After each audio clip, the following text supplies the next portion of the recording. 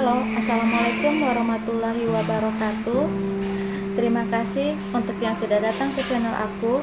Kalau belum subscribe, tolong jangan lupa di subscribe, kemudian bunyikan lonceng, dan jangan lupa kasih like serta komentar biar aku makin semangat ya. Dokter Manis Tuan Muda, episode 6. Coba aja tadi nurut, mau pakai selimut atau nutupi anunya, pasti nggak bakal aku kasih dasar seperti ini. Batinnya, meskipun ada rasa bersalah terhadap pria itu, namun menurutnya ini merupakan solusi terbaik. Besok, jika situasi di luar sudah aman, aku akan ke pasar untuk membelikan kamu baju dan gabus. Zera berkata sambil motong kentang. Aku tidak suka ikan gabus. Dengan nama ikan itu saja sudah membuatnya ragu untuk mencoba. Rasa ikannya sangat enak. Kamu harus mencobanya dulu. Ujuk Zahira. Harun hanya diam saya mendengar ucapan gadis tersebut. Saya sudah tidak berbicara lagi. Gadis itu mulai sibuk dengan menu yang akan dimasaknya. Sebenarnya, Harun ingin beranjak dari duduknya dan berdiri di samping Zahira. Dengan melihat secara langsung apa sedang dimasak oleh gadis tersebut. Namun luka-luka di tubuhnya terasa amat sakit, perih, nyeri, dan berdenyut-denyut. Hingga membuat pria itu milik untuk tetap duduk. Apa sudah selesai? Harun memandang Zahira yang sedang menuang sup ke dalam mangkuk. Di aroma saja sudah terbayang rasa lezatnya. Sudah, kita bisa makan. Namun aku tidak membuat sambal. Aku juga tidak terlalu menyukai makanan yang pedas. Zahira tersenyum dan meletakkan mangkuk yang berisi sup. Aku juga tidak begitu suka yang pedas. Sepertinya ini sangat lezat. Harun menghirup aroma wangi dari sup tersebut. Kamu coba dulu rasanya. Apakah enak atau tidak? Jujur saja, tidak pandai dalam memasak. Zahira tersenyum menang si pria. Setiap kali melihat wajah Aryon, banyak ingin selalu tertawa. Namun dengan berusaha payah ditahannya. Ditakut si pria merasa curiga dengan baju yang melekat di tubuhnya. Dari aromanya, aku yakin rasanya enak. Harus sudah tidak sabar untuk segera menikmati hidangan lezat yang sudah dimasak langsung oleh gadis yang saya ini mencuri perhatiannya.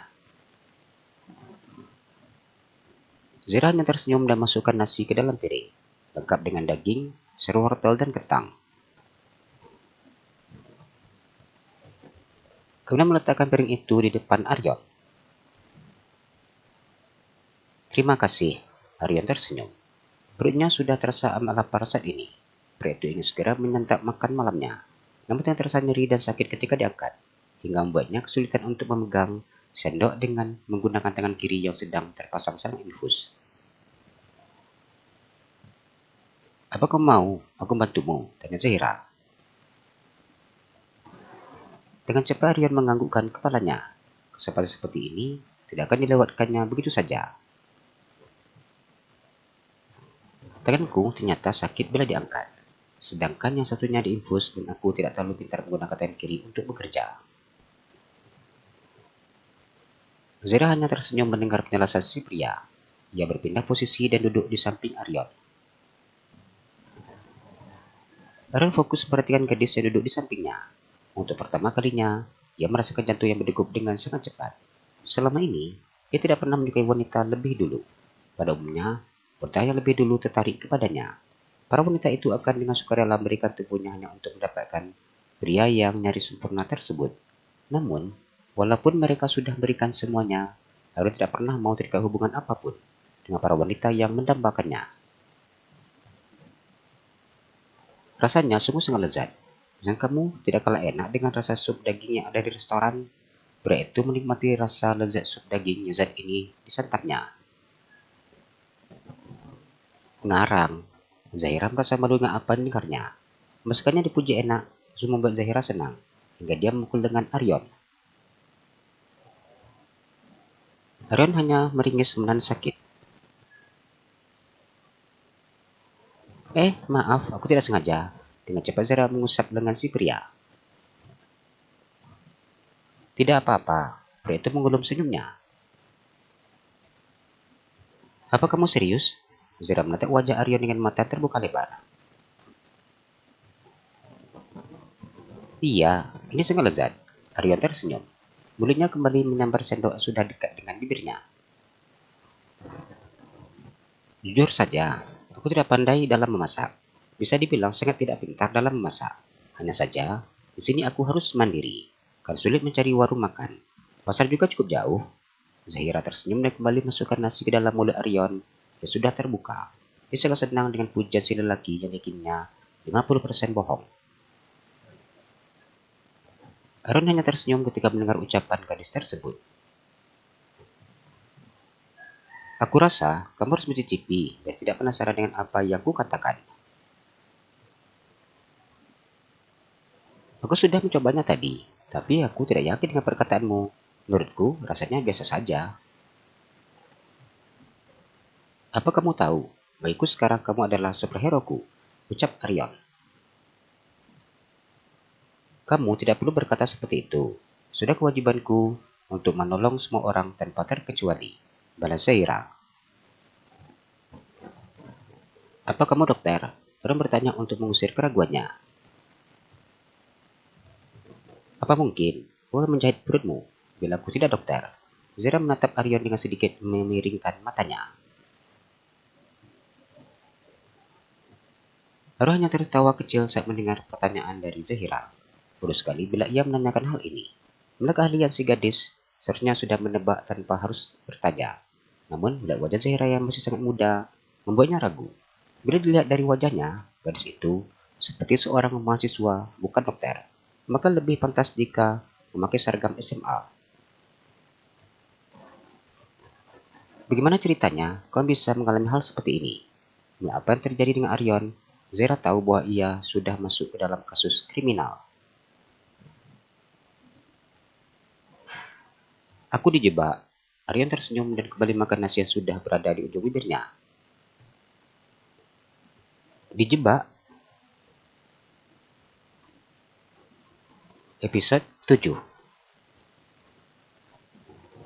Pria itu menatap wajah cantik Zahira. Sampai saat ini ia masih belum percaya bahwa gadis itu seorang dokter.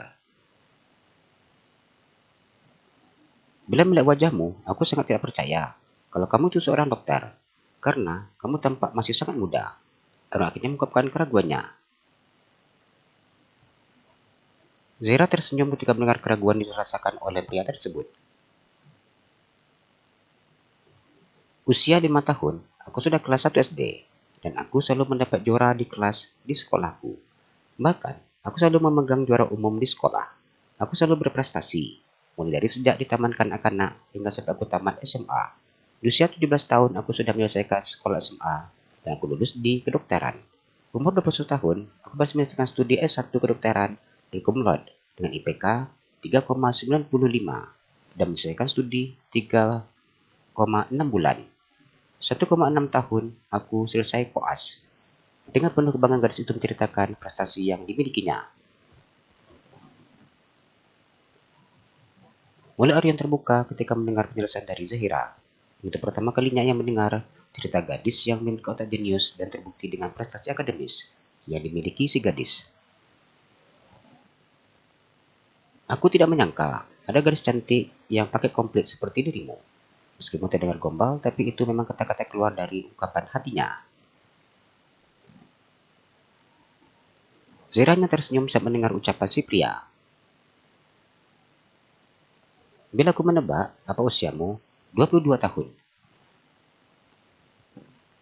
Zahira menganggukkan kepalanya. Ternyata kamu masih sangat muda. Kalau begitu, kamu tidak boleh manggil namaku saja. Aryon tersenyum tipis. Kalau begitu, apa aku harus panggil Om? Zahira tersenyum mengejek si pria. Berapa umur Aryon sesungguhnya, ia sudah tahu. Usia mereka terpaut 10 tahun. Meskipun usianya tidak muda lagi, namun Aryon tidak terima bila dipanggil Om. Aku belum tua. Zahira hanya mencibir mendengar ucapan si lelaki. Apa wajahku sudah terlihat tua? Apa karena dia dokter, sehingga bisa menebak usiaku? Aryan membatin. Untuk pertama kalinya, dia merasa tidak percaya diri mendekati seorang gadis. Bila Zera sama seperti wanita yang selalu mengejarnya, mungkin tidak akan sulit untuk mendapatkannya. Namun gadis ini berbeda. Apa yang aku pikirkan? Mengapa aku sudah berpikir jauh seperti ini? Remaki diri sendiri. Begitu menarik napas panjang dan kemudian menghembuskannya secara perlahan-lahan. Aku bukan tua, tapi dewasa. Zera tertawa ngakak ketika mendengar pembelaan diri pria tersebut. Apa susahnya mengakui tua? Gadis itu mengejek dan menjulurkan lidahnya. Entah mengapa, dia suka mengerjai pria tampan tersebut. Aaron menarik napas panjang dan menghembuskannya secara perlahan-lahan. Sepertinya, perdebatan untuk sebuah panggilan tidak akan mudah terselesaikan. Wajah pria itu merah padam. Ia begitu sangat takut dan juga panik. Bagaimana mungkin targetnya bisa lolos? Padahal, rencana sudah disusun sebaik-baiknya. Kemenangan gagal hanya 5% dan pria itu tidak menyangka bahwa kegagalan 5% itulah yang sekarang dialaminya. Apa kalian masih tidak bisa menemukannya? Fred berkata dengan suara tinggi. Belum, Pak. Bodoh, pria itu mengamuk kepada anak buahnya.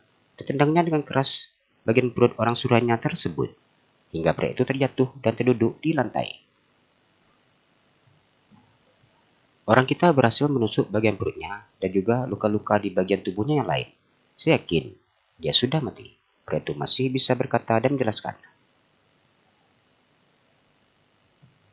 Aku tidak akan percaya dengan ucapanmu jika Mia tidak ditemukan. Suatu tendangan keras mendarat di kepala laki-laki tersebut. Laki-laki itu hanya bisa mengerang kesakitan. Tanpa sepatu pantofel dipakainya, bahwa kepala anak buahnya berdarah. Tidak puas hanya menendang satu kali. Pria itu kembali menendang bagian kepala berulang kali, hingga anak buahnya itu tergeletak dan pingsan. Pria baru saja masuk dalam rumah, tanpa ketakutan saat melihat kondisi rekannya sudah tergeletak. Saya belum menemukan keberadaannya, Pak. Sang pria berdiri tidak jauh dari sang bos. Sorot mata big bosnya itu seakan menguliti tubuhnya. Pria itu semakin marah ketika mendengar laporan anak buahnya. Hanya menghadapi seorang Arion saja kalian tidak bisa. Ditamparnya wajah pria tersebut dengan keras. Bukan hanya sekedar menampar, juga menuju hidung pria yang masih berdiri kokoh di depannya, hingga hidung pria itu mengeluarkan darah. David sudah tidak mampu untuk bersabar. Hingga malam seperti ini, tidak ada seorang pun anak buahnya yang memberikan laporan yang memuaskan. Bagaimana dengan rumah sudah kalian awasi itu? David bertanya saat kedua orang anak buahnya masuk ke dalam rumah. Rumah menjadi markas mereka memang berada jauh dari pemukiman padat penduduk. Ia sudah merencanakan untuk membawa Arion ke rumah ini. Namun ternyata rencananya berantakan. Rumah itu tampak sepi, Pak. Namun di dalamnya ada orang. Karena memang yang menjadi penghuni rumah itu seorang perempuan. Menurut keterangan warga yang ada di dekat sana, dia seorang dokter. Pria bertubuh tinggi dan berkulit hitam itu menjelaskan sesuai dengan laporan warga tempatan. Apalagi yang telah kau dengar? David sedikit memicikkan matanya. Saat ini hanya ada dua pilihan untuknya. Aaron mati atau dirinya sendiri yang mati. Namun, saya tidak yakin bila orang yang kita cari ada di rumah wanita itu. Tidak ada seorang pun yang melihat orang yang kita cari di sekitar tempat tersebut. Rumah itu juga terlihat tenang, seperti tidak ada apa-apa. Pria itu mengungkapkan praduganya. Senyum mereka diri David setelah mendengar informasi yang disampaikan oleh anak buahnya. Kini setidaknya ada harapan untuk menemui orang yang sedang dicarinya. Meskipun tidak yakin orang itu ada di rumah yang dicurigai. Leo mengambil samurai di atas meja. Dan rasa kasihan pria itu melayangkan samurai bermata tajam itu ke anak buahnya itu. Yang membuat pria yang tadi dihajarnya menjadi kesakitan. Bawa dia ke rumah dokter itu, katakan, kau dia dibegal di jalan. Ingat, kau perhatikan rumah itu. Dan kau harus memastikan apa dokter itu yang menyimpan Arion di rumahnya. Dia berkata dengan senyum mengembang bibirnya. Baik, Pak. Jawab kedua pria itu yang kemudian membuat temannya yang saat ini sedang merintih kesakitan. Samurai yang begitu sangat tajam hampir membuat pria itu kehilangan tangannya. David kembali duduk di kursinya. Meskipun sudah mendengar informasi dari kedua orang anak buahnya, yang pria itu masih tetap tidak bisa tenang. Bila misi ini gagal, maka nyawanya akan menjadi taruhannya. Bukannya dirinya saja yang terancam, tapi juga keluarganya. Inilah yang membuatnya ketakutan.